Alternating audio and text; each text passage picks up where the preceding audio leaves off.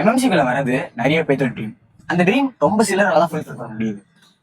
அந்த dream fulfil பண்றதுக்குள்ளேயும் ஏகப்பட்ட difficulties, financial struggle, societal pressure, mental pressure, அப்புறம் ப்ராப்பரான கைடன்ஸ் இல்லாம போறது, அந்த மாதிரி நிறைய நிறைய டிஃபிகல்ட்டிஸ். அத்தனை டிஃபிகல்ட்டிஸை தாண்டி நம்ம எம்எம்சிக்குள்ள அந்த ஒரு ஆள். ஸோ பார்ஷியல் ட்ராப் பத்தி வீடியோ போடுங்க, நிறைய பேர் கேட்டிருக்கீங்க. பார்ஷியல் ட்ராப் எக்ஸ்பீரியன்ஸ் பண்ண ஒரு ஆள் சொன்னா பெட்டரா இருக்குமே அப்படின்னு தான் இன்னைக்கு நம்ம கூட அவந்திகா ஜாயின் பண்றாங்க. உங்களோட ஸ்டோரியை சும்மா ஒரு ஒன்லைன் மாதிரி. I'm actually from lower middle class family. அதனால ஒரு சிம்பிளான ஒரு பிரைவேட் ஸ்கூல்ல தான் படித்தேன். அங்கே இன்டெகிரேட்டடா ஒரு கோச்சிங் இருந்தது. பட் நான் சரியாக ப்ரிப்பேர் பண்ணாததுனால என்னுடைய ஃபர்ஸ்ட் அட்டம் சக்ஸஸ்ஃபுல்லாக இல்லை. அண்ட் அடுத்து ஒரு பார்ஷியல் ட்ராப் எடுத்தேன். அண்ட் அகெயின் இன்னொரு drop. And finally I'm here. So 11-12 prepare பண்ணீங்க, ஸ்கூலில் இன்டிகிரேட்டடாக போனீங்க. அந்த இடத்துல உங்களுக்கு எந்த ஒரு மிஸ் கைடன்ஸ்னால உங்களுக்கு ரேங்க் போச்சு நீங்கள் ஃபீல் பண்ணுறீங்க? நான் அதிக டைம் ஸ்பெண்ட் பண்ணது போர்டு எக்ஸாமுக்கு அண்ட் கம்மியான டைம் நீட் ப்ரிப்பரேஷனுக்கு கொடுத்துருந்தேன். அதுதான் ஒரு பிக் மிஸ்டேக். அண்ட் இன்னொரு பிக் மிஸ்டேக் என்னன்னா, நான் நிறைய கான்செப்ட் லேர்னிங்க்கு டைம் ஸ்பெண்ட் பண்ணியிருந்தேன். பட் கொஸ்டின் ப்ராக்டிஸ் அதிகம் பண்ணலை. லைக் வீக்லி ஒன்ஸ் இல்லைன்னா 2-3 வீக்ஸ் ஒன் டைம் அந்த மாதிரி தான் கொஸ்டின் ப்ராக்டிஸ் பண்ணியிருந்தேன். அதுதான் big mistake. We have to do lot of questions. Concepts build பண்ணியிருந்தேன். ஏன்னா board exam and NEET preparation ஒரே கான்செப்ட்னால நிறைய டைம் நான் போர்டு எக்ஸாம் கொடுத்ததுனால கான்செப்ட் ஸ்ட்ராங்கா இருந்தது. பட் கொஸ்டின் ப்ராக்டிஸ் சரியா பண்ணாதது தான் அன்சக்சஸ்ஃபுல்க்கு காரணம். Board exam, NEET exam preparation பத்தி நிறைய பேர் கேட்டிருந்தீங்க. இதை ஃபோக்கஸ் பண்ண முடியல, அதை ஃபோக்கஸ் பண்ண இதை ஃபோக்கஸ் பண்ண முடியல. என்னை பொறுத்த வரைக்கும் நீட் எக்ஸாம், போர்டு எக்ஸாம் ரெண்டுத்துக்கும் ஒரே ப்ரிப்பரேஷன் தான். ரெண்டுத்துக்குமே ஒரே சிலபஸ் தான், ஒரே கான்செப்ட்ஸ் தான். அதுக்கு படிச்சீங்கன்னா, போர்டு எக்ஸாமுக்கு படிச்சீங்கன்னா நீட் எக்ஸாமோட கான்செப்ட்ஸ் கிளியரா இருக்கும். ஒரே டிஃபரன்ஸ், நீங்க நீட்டுக்கு நிறைய கொஸ்டின்ஸ் போடுற மாதிரி இருக்கும். போர்டு எக்ஸாமுக்கு தியரி கொஸ்டின்ஸ், ஸோ எழுதி ப்ராக்டிஸ் பண்ணுவோம். நீட் எக்ஸாமுக்கு எம்சிக்யூஸ், ஸோ நிறைய கொஸ்டின் சால்வ் பண்ணி ப்ராக்டிஸ் பண்ணுவோம். Board exam preparation, board exam mark நீங்க எம்பிபிஎஸ்குள்ள தான் வர போறீங்கன்னா பெருசா இம்பார்ட்டன்ட் கிடையாது. நான் சொல்றேன், பெருசா இம்பார்ட்டன்ட் கிடையாது. நீங்க எவ்வளவு ஸ்கோர் பண்ணாலும் டசன்ட் மேட்டர் டே. ஸோ போர்டு எக்ஸாம் ப்ரிப்பரேஷன், நீங்க போர்டு எக்ஸாமுக்கு ஒரு 2-3 மந்த்ஸ் ப்ரையரா, நவம்பர், டிசம்பர், அக்டோபர், நவம்பர் அந்த டைம்ல நீங்க ப்ரிப்பேர் பண்ணி ஆரம்பிச்சீங்கன்னா போதும். அந்த டைம்ல இந்த ப்ரீவியஸ் இயர் கொஸ்டின்ஸ் எடுத்து எழுதி பாக்குறது, ஸ்கூல் எக்ஸாம்ஸ்க்கு ஸ்கூல்லே வைப்பாங்க எக்ஸாம்ஸ், ஸோ அதை ஃபோக்கஸ் பண்ணிங்கன்னா போதும். நீட் எக்ஸாம் பொறுத்த வரைக்கும் உங்களுக்கு எவ்வளோ கொஸ்டின்ஸ் போறீங்களோ அவ்வளோ இம்பார்ட்டன்ட். நான் ஜாஸ்தியாக மார்க்ஸ் ஸ்கோர் பண்ணதுக்கு ஒரு முக்கியமான ரீசன் நான் நினைக்கிறது, நிறைய கொஸ்டின் சால்வ் பண்ணுது. ஒரு சப்ஜெக்ட்டுக்கு மினிமம் 15,000 to 20,000 கொஸ்டின் சால்வ் பண்ணுங்க. அது போட்டிங்கன்னா உங்களுக்கு அப்ரோச் பெட்டராக இருக்கும், டைம் மேனேஜ்மெண்ட் பெட்டராக இருக்கும். இந்த மாதிரி நிறைய advantage. Okay, will continue after short commercial break. NEET எக்ஸாமோட maximum number of question models leak ஆயிடுச்சு. திஷாவோட NCERT extract books, these are specially designed to master the base of NEET preparation. அதாவது உங்கள் NCERT 90% of the questions will either be same or from similar models அப்படின்னு Disha claim பண்ணுறாங்க. NCERT நீட்டோட இம்பார்ட்டண்டான lines, most repeated POIQs இதெல்லாம் வச்சு இந்த book ready பண்ணியிருக்கனால இந்த book high value content மட்டுமே வச்சிருக்கு. புக்கில் NCERT லைன்ஸ் பக்கத்துலேயே ப்ரீவியஸ் இயர் கொஷின்ஸும் கொடுத்துருக்கனால உங்களுக்கு பாதி வேலையை மிச்சம் பண்ணிட்டாங்க. அண்ட் NCERT பேஜ் லொக்கேட்டர் இந்த புக்கோட ஒரு இம்பார்ட்டண்டான ஃபீச்சர். இந்த புக்கில் கொஷின்ஸ் பக்கத்துலேயே NCERT பேஜ் லொக்கேட்டர்ஸ் இருக்குது. அண்ட் ஆல்சோ டாபிக்ஸை ஈஸியாக ஞாபகம் வச்சுக்கிறதுக்கு சில டிப்ஸ் அண்ட் ட்ரிக்ஸும் கொடுத்துருக்காங்க. ஸோ இந்த புக் ஒரு ஓவரால் ரிவிஷன் மெட்டீரியலாக ஃபீல் ஆகுது. அண்ட் பசங்க நிறைய பேர் கேட்பீங்களா, இந்த அசர்ஷன் ரீசன் கொஷின்ஸ்லாம் கஷ்டமாக இருக்குது, and matching type of questions, application based questions அதெல்லாம் இந்த புக்லேயே இருக்குது, நீங்கள் ப்ராக்டிஸ் பண்ணிக்கலாம். இன்னொரு முக்கியமான விஷயம், இந்த புக்கில் டாபிக் வைஸ் எல்லாம் கொடுத்துருக்கனால நீங்கள் எந்த கான்செப்ட்ஸில் வீக்காக இருக்கீங்க, எந்த டாபிக்ஸில் வீக்காக இருக்கீங்கன்னு பார்த்து அதை ஸ்ட்ரென்தன் பண்ணுறதுக்கு இன்னும் ஹெல்ப் ஆகுது. NCERT extract from Disha publications நல்ல புக் மாதிரி தான் எங்களுக்கு ஃபீல் ஆகுது. கீழே லிங்க் கொடுத்துருக்கோம், நீங்கள் பார்த்துட்டு உங்களுக்கு யூஸ்ஃபுல்லாக இருந்தால் மட்டும் வாங்கிக்கோங்க. நான் back to the video. 11-12 try பண்ணீங்க, நீட் எழுதுனீங்க, பட் மார்க்ஸ் கம்மியாக இருந்துச்சு. MBBS தான் போகணும், மெடிக்கல் லைனில் தான் போகணுன்னு இருந்துச்சா, ஒரு ஆர்ட்ஸ், இன்ஜினியரிங் வேறு எதனா கோர்ஸ் போகலாம் அப்படின்னு இருந்துச்சு? ஆக்சுவலி MBBS படிக்கணும், நீட் ப்ரிப்பரேஷனுக்கு கோர்ஸ் ஜாயின் பண்ணணும் அப்படிலாம் நினச்சது மெயின்லி ஃப்ரம் அந்த ஜுவாலஜி சார் தான். என்னோட ஜுவாலஜி சார் அவர் நடத்துகிற ஒரு சாப்டர் நடத்தினார்னா அவர் ஒரு டீப்பாக அதில் எக்ஸ்பிளைன் பண்ணி சொல்லும் போதெல்லாம் எனக்கு ரொம்ப பிடிச்சிருந்தது. சயின்ஸ் மேலே ரொம்ப இன்ட்ரெஸ்ட் அதிகமாச்சு. அண்ட் ஆல்சோ ஒரு நம்ம பாடியோட ஒரு சிஸ்டம் பத்திலாம் வந்து எக்ஸ்பிளைன் பண்ணும்போது ரொம்ப இன்ட்ரெஸ்டிங்கா இருக்கும். ஸோ கம்ப்ளீட் பேஷன் தான். மெடிக்கல் சைடு வந்து நான் படிக்கணும்னு நினைச்சேன். அண்ட் ஃபர்ஸ்ட் கிராஜுவேட், என்னோட ஃபேமிலியில ஃபர்ஸ்ட் கிராஜுவேட் நான். ஸோ ஒரு அட்மோஸ்டா இருக்கிற ஒரு மெடிக்கல் கோர்ஸ் பார்த்தோன்னா எம்பிபிஎஸ். ஸோ ஒய் நாட் எம்பிபிஎஸ்ன்னு தோணுச்சு. அண்ட் ஓகே, ஸோ ஃபர்ஸ்ட் எழுதுனீங்க, நீட் எழுதுனீங்க, கிடைக்கல. ஸோ அந்த டைம்ல நீங்க இன்னொரு வருஷம் ஃபுல் ட்ராப் எடுக்கலாம்னு யோசிச்சீங்களா? ஆர் வேற எதுனா மெடிக்கல் லைன்ல போய்க்கலாம்? எம்பிபிஎஸ் தான் மெடிக்கல்னு கிடையாது, நமக்கு மெடிக்கல் லைன்ல போகணும். So nursing, paramedic courses, BDS அந்த மாதிரி எல்லாம் போகலாம்னு யோசிச்சேன். ஆக்சுவலி நான் நிறைய எக்ஸாம்ஸ் எழுதினேன், என்ட்ரன்ஸ் எக்ஸாம். அதுல ஒன்று ஜிப்மா நர்சிங் எக்ஸாம். அதனால I got BSc nursing seat in JIPMER. But எனக்கு அது பர்சீவ் பண்ண பிடிக்கல.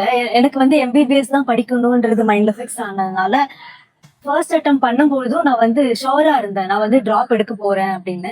பட் ஐ நோ என்னோட ஃபேமிலி சுச்சுவேஷன்ல நான் வந்து வெளியே ஒரு கோச்சிங் சென்டர் போயிட்டு என்னால் படிக்க முடியாதுன்னு எனக்கு தெரியும். நான் செல்ஃப் ப்ரிப்பரேஷன் பண்ணவும் ரெடியா தான் இருந்தேன். பட் வீட்டில் வந்து சப்போர்ட் இல்லாததுனால அண்ட் அவங்க வந்து என்னை கம்பல் பண்ணாங்க, நீ வந்து ஜாயின் பண்ணணும் கோர்ஸ்ன்னு சொல்லி. ஸோ ஓகே, இது வந்து நர்சிங்கா இருக்கிறதுனால ஸோ இட் மே ஹெல்ப்னு நினைச்சு நான் ஜாயின் பண்ணேன்.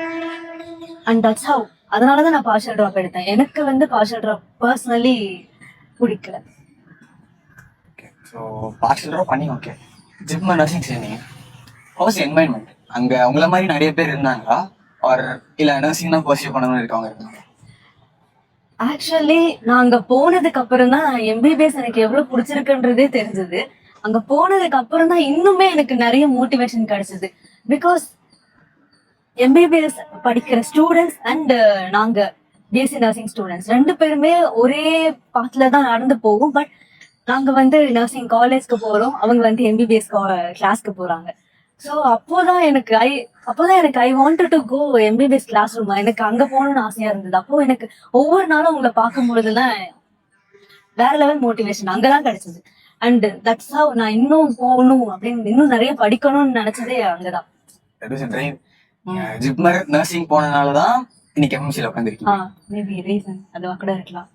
அண்ட் நர்சிங் காலேஜ்ல போறது உங்களுக்கு எப்படி நீட் எக்ஸாம் ப்ரிப்பரேஷன் ஹெல்ப் பண்ணுச்சா? நான் என்ன கேட்க வரேன்னா, இப்போ ஆர்ட்ஸ் ஆர் இன்ஜினியரிங் எடுக்கிறாங்க, அவங்க பார்ஷியல் ட்ராப் பண்றதுக்கும் ஒரு நர்சிங், பாராமெடிக், மெடிக்கல் லைன்ல இருக்கவங்க நீட் எக்ஸாம்க்கு ட்ராப் எடுக்கிறதும் ஒன்னா? ஒரு எது அட்வான்டேஜஸ் உங்களை பொறுத்த வரைக்கும்? நான் ஃபர்ஸ்ட் நர்சிங் எடுக்கிறதுக்கு முன்னாடி நானும் நினைச்சிருந்தேன் இது மெடிக்கல் ஃபீல்டா இருக்கிறதுனால வந்து நீட் ப்ரிப்பரேஷனுக்கு ஹெல்ப் பண்ணுவேன். But it's not. அந்த மாதிரி கிடையாது. மெடிக்கல் ரிலேட்டடா ஐ மீன் இன்ஜினியரிங் அப்புறம் மெடிக்கல் ரிலேட்டடா இருக்கிற அலைட் சயின்சஸ் அந்த மாதிரி கோர்ஸ் எடுத்தோம்னா டைம் கன்சியூமிங் வந்து அங்க அதிகமா போட வேண்டியதா இருக்கும். நமக்கு நீட் ப்ரிப்பரேஷனுக்கு டைம் கம்மியா தான் கிடைக்கும். பட் ஆனா ஆர்ட்ஸ் அண்ட் சயின்ஸ் அந்த மாதிரி கோர்சஸ் எடுக்கிறோம்னா டைம் வந்து நிறைய கிடைக்கும். என்னுடைய சில friends arts and science course எடுத்து பார்ஷியல் ட்ராப் பண்ண சில பேர் கிட்ட கேட்டது வந்து அவங்க இதுதான் சொல்லியிருக்காங்க, டைம் வந்து அதிகமா கிடைக்கும் ஆர்ட்ஸ் அண்ட் சயின்ஸ் கோர்ஸ்ல. பட் நான் பர்சனலா ஃபீல் பண்ணது medical field courses and engineering main courses இந்த மாதிரி எடுத்தோம்னா டைம் வந்து கம்மியா தான் கிடைக்கும் ப்ரிப்பரேஷனுக்கு. ஸோ இது வந்து நீட் ப்ரிப்பரேஷனுக்கு அன்ரிலேட்டட், ஹெல்ப் பண்ணாது. பார்ஷியல் ட்ராப்ல ஒரு பெரிய டிஸ்அட்வான்டேஜ்னா டைம் மேனேஜ்மெண்ட். அதுவும் நர்சிங் எடுத்திருக்கீங்க, நர்சிங்கோட ஒர்க் லோட் எனக்கு தெரிஞ்ச எம்பிபிஎஸ் ஒர்க் லோட ஜாஸ்தியா இருக்கும் நினைக்கிறேன். ஸோ அந்த ஒரு சினாரியோ எப்படி மேனேஜ் பண்ணீங்க? காலேஜ் மார்னிங் மேனேஜ் பண்றது, காலேஜோட அசைன்மெண்ட்ஸ், அப்புறம் நீட் எக்ஸாம் ப்ரிப்பரேஷன், கொஸ்டின்ஸ் போடுறது. எனக்கு நோ ஐடியா.